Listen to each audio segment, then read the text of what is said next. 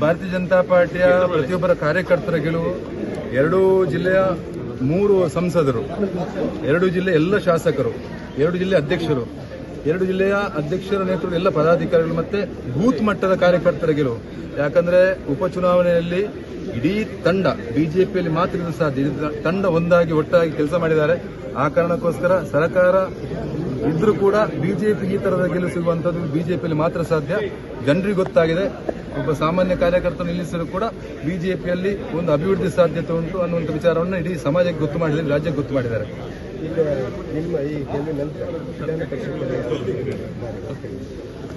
ನೋಡಿ, ಕಳೆದ 30 ವರ್ಷದಲ್ಲಿ ಬಿಜೆಪಿಯಲ್ಲಿ ಬೇರೆ ಬೇರೆ ಜವಾಬ್ದಾರಿ ನಿಭಾಯಿಸಿಕೊಂಡು ಬಂದಿದ್ದೇನೆ.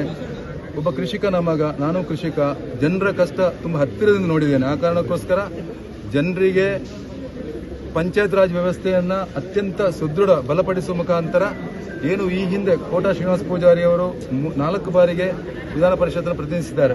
ಅವರ ಮಾರ್ಗದರ್ಶನದಲ್ಲಿ 2 ಜಿಲ್ಲಾ ಅಧ್ಯಕ್ಷರು, ಸಂಸದರು ಎಲ್ಲರ ಮಾರ್ಗದರ್ಶನದಲ್ಲಿ, ರಾಜ್ಯಾಧ್ಯಕ್ಷರ ಮಾರ್ಗದರ್ಶನದಲ್ಲಿ ಇದಕ್ಕೆ ಒಂದು ನ್ಯಾಯ ಕೊಡುವ ಕೆಲಸವನ್ನು ಮಾಡ್ತೇನೆ.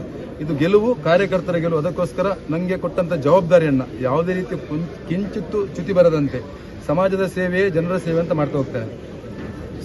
Thank you.